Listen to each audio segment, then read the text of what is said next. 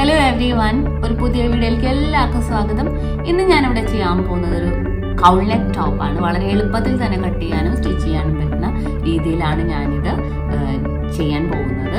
നിങ്ങൾ ആദ്യമായിട്ടാണ് എൻ്റെ ചാനൽ കാണുന്നതെങ്കിൽ ഒന്ന് സബ്സ്ക്രൈബ് ചെയ്യുക, താഴെ ബെല്ലൈക്കണോട് അമർത്തുക. പിന്നെ മാത്രമല്ല എൻ്റെ സ്റ്റിച്ചിങ് വീഡിയോസും കൂടെ ഒന്ന് കാണാൻ ശ്രമിക്കുക. അപ്പോൾ നമുക്ക് വീഡിയോയിലേക്ക് കടക്കാം.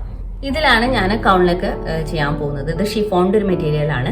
2 മീറ്ററാണ് ഞാൻ എടുത്തിരിക്കുന്നത്. പിന്നെ ഇതിന് ആവശ്യമുള്ള ലൈനിങ് എടുത്തിട്ടുണ്ട്. കൗൾ നെക്ക് ചെയ്യുമ്പോൾ ഇതുപോലെ വിസ്കസ് ആയിട്ടുള്ള, അതായത് ഇങ്ങനെ കുഴഞ്ഞു പോണ തരത്തിലുള്ള മെറ്റീരിയലിൽ ചെയ്യണതാണ് ഭംഗി. പിന്നെ അത്യാവശ്യമായിട്ട് വേണ്ടത് ഇതുപോലത്തെ ഒരു ഡ്രാഫ്റ്റിംഗ് പേപ്പറാണ്. സാധാരണ ന്യൂസ് പേപ്പറിൽ ചെയ്താലും മതി. ഇത് അത്യാവശ്യമായിട്ട് വേണം, അല്ലെങ്കിൽ നമുക്ക് കട്ട് ചെയ്തെടുക്കാൻ പറ്റില്ല കൗൾ നെക്ക്. ഇതിൽ ഞാൻ എല്ലാ മെഷർമെന്റ്സും അടയാളപ്പെടുത്തിയിട്ടുണ്ട്. അപ്പം ഇതിന്റെ മെഷർമെന്റ്സ് എന്തൊക്കെയാണെന്ന് പറയാം. ഇതിന്റെ ഷോൾഡർ ഞാൻ 15 എടുത്തിരിക്കുന്നത്. അപ്പോൾ അത് കാരണം 7.5 ഷോൾഡർ അടയാളപ്പെടുത്തിയിട്ടുണ്ട്. പിന്നെ 3 ഇഞ്ചാണ് ഷോൾഡർ. ഇത് നെക്ക്, ഇത് ബാക്കാണ്. ഫ്രണ്ടില് നെക്ക് അടയാളപ്പെടുത്തേണ്ട ആവശ്യമില്ല, ബാക്ക് നെക്കാണിത്. അപ്പൊ ഞാൻ 3 ഇഞ്ചാണ് താഴത്തേക്കുള്ളത് ഡയറക്റ്റ് അടയാളപ്പെടുത്തിയിരിക്കുന്നത്. പിന്നെ ആം ഹോൾ വരുന്നത് 7.5. പിന്നെ ചെസ്റ്റ് പോയിന്റ് എനിക്ക് 9.5. പിന്നെ വേസ്റ്റ് 8 വരുന്നുണ്ട്. പിന്നെ താഴെയുള്ള ഈ ഫ്ലെയർ വരുന്നത് 11 ഇഞ്ചാണ്. ഇതിന്റെ താഴേക്കുള്ള ഇറക്കം ഞാൻ എടുത്തിരിക്കുന്നത് ഒരു 29 എടുത്തിട്ടുണ്ട്.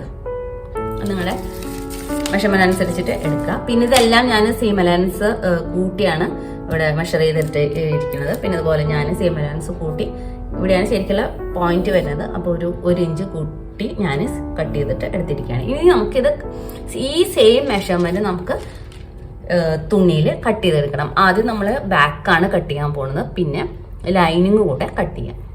ബാക്ക് പാർട്ട് ഞാനിവിടെ കട്ട് ചെയ്തിട്ടുണ്ട്, ലൈനിങ്ങും അതുപോലെ തന്നെ മെയിൻ തുണി. ഇനി നമുക്ക് ചെയ്യാനുള്ളത് ഫ്രണ്ടിലെ ലൈനിങ് ആണ് കട്ട് ചെയ്യേണ്ടത്.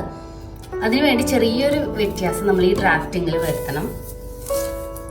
ഈ ആം ഹോൾ നമ്മൾ ഒരു 1/2 ഇഞ്ച് കുഴിച്ച് വെട്ടണം. അതിനുശേഷമാണ് നമ്മൾ ഫ്രണ്ടിലെ ലൈനിങ് കട്ട് ചെയ്യണത്. അത് നമുക്ക് ഫ്രണ്ടിലെ മെയിൻ തുണിക്കും അത്യാവശ്യമുണ്ട്. അത് കാരണം ഇതൊന്ന് കുഴിച്ച് വെട്ടിയതിന് ശേഷം നമുക്ക് ലൈനിങ് കട്ട് ചെയ്യാം ഫ്രണ്ടിൽ.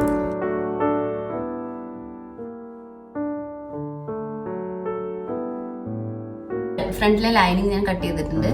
ഇനി നമുക്കിതിന് നെക്കും കൂടെ ഒന്ന് അടയാളപ്പെടുത്തണം. നെക്ക് കുറച്ച് താഴ്ത്തി വെട്ടണം. ഞാൻ 6 ഇഞ്ചാണ് അടയാളപ്പെടുത്തിയിട്ടുള്ളത്. അത് ഒന്ന് വെട്ടിയെടുക്കാം.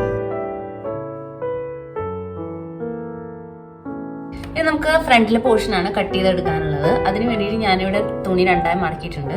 ആദ്യമായിട്ട് ചെയ്യേണ്ടത് നമ്മൾ ഇവിടെ നിന്ന് ഒരു 11 ഇഞ്ച് അടയാളപ്പെടുത്താം. വേണമെങ്കിൽ 12 ഇഞ്ചും അടയാളപ്പെടുത്താം. അതിനുശേഷം അതിന്റെ താഴെയാണ് നമ്മൾ ഇനി മെഷർമെന്റ്, ഇവിടെ നിന്ന് ഇങ്ങോട്ടാണ് താഴെ മെഷർമെന്റ് അടയാളപ്പെടുത്താൻ പോകുന്നത്.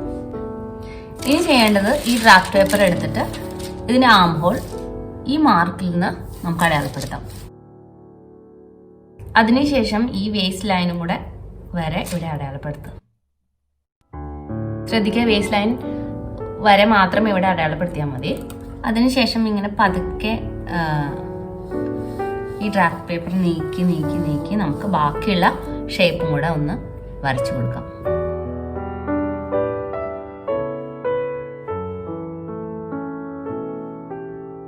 ഇനി നമുക്കിത് കട്ട് ചെയ്ത് മാറ്റാം.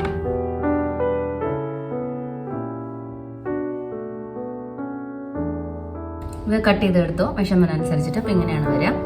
ഇതാണ് 11 ഇഞ്ച് നേരത്തെ വിട്ടിട്ടുള്ള ആ ഭാഗം. ഇനി നമുക്ക് ചെയ്യാനുള്ളത് ഇവിടെ ഒരു 1.5 ഇഞ്ചോളം നമുക്ക് ഒന്ന് കട്ട് ചെയ്തെടുക്കാം ഈ കോർണർ. ഇനി നമുക്ക് സ്ലീവ് കട്ട് ചെയ്തെടുക്കാം. സ്ലീവ് ഞാൻ കട്ട് ചെയ്തിട്ടുണ്ട്. ഇതൊരു ഫുൾ സ്ലീവ് ആണ്. അപ്പോൾ അത് കാരണം കൊണ്ട് ഞാനൊരു 17.5 എടുത്തിട്ടുണ്ട്. പിന്നെ ഇവിടുത്തെ മെഷർമെന്റ് 9.5 10ഓളം എടുത്തിട്ടുണ്ട്. ഇനി നമുക്ക് സ്റ്റിച്ചിങ് തുടങ്ങാം. അപ്പോൾ ആദ്യം തന്നെ ഞാൻ ബാക്കിലെ നെക്കാണ് സ്റ്റിച്ച് ചെയ്യാൻ പോകുന്നത്. അപ്പോൾ ഞാൻ ലൈനിങ് ഇവിടെ വെച്ചിട്ടുണ്ട്. ഇനി നമുക്ക് ഇതിലൊന്ന് സ്റ്റിച്ച് ചെയ്ത് കൊടുക്കാം.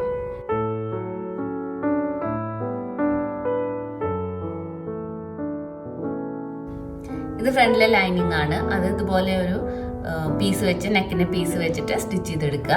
പിന്നെ അതുപോലെ തന്നെ ഇനി ചെയ്യാനുള്ളത് ഫ്രണ്ടിലത്തെ നേരത്തെ കോർണർ വെട്ടി വെച്ചല്ലോ ഇവിടെ, ഇതൊന്ന് ഈ കോർണർ തൊട്ട് ഇവിടെ ഒന്ന് മടക്കി തയ്ക്കുക. അല്ലെങ്കിൽ നിങ്ങളുടെ മെഷീനിൽ ഇന്റർലോക്ക് ഓവർലോക്ക് ഉണ്ടെങ്കിൽ അത് ഒന്ന് ചെയ്തെടുക്കുക. വെറുതെ മടക്കി തയ്ച്ചാലും മതി.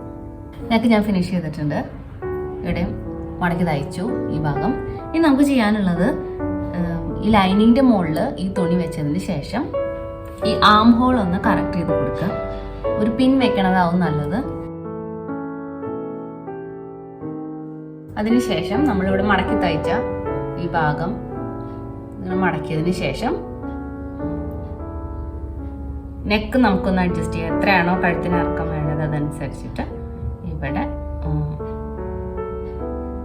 രണ്ട് ഭാഗത്തും പിൻ ചെയ്ത് കൊടുക്കുക ഒരുപോലെ.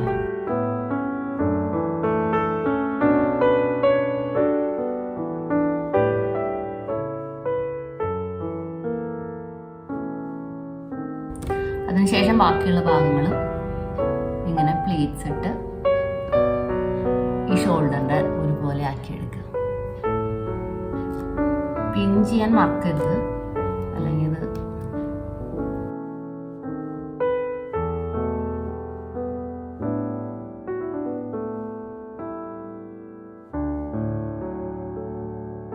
നമുക്ക് ഷോൾഡേഴ്സ് കൂട്ടി യോജിപ്പിക്കാം. പിന്നെ ബാക്കിയുള്ള ഈ തുണി മുറിച്ച് കളയാം.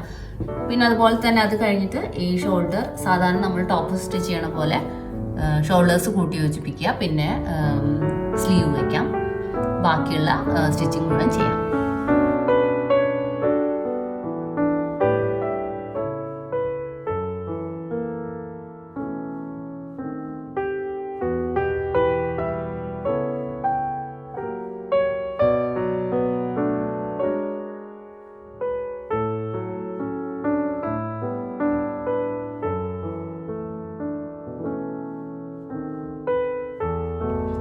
അപ്പോൾ ഞാൻ ടോപ്പ് ഇവിടെ ചെയ്ത് കഴിഞ്ഞിട്ടുണ്ട്.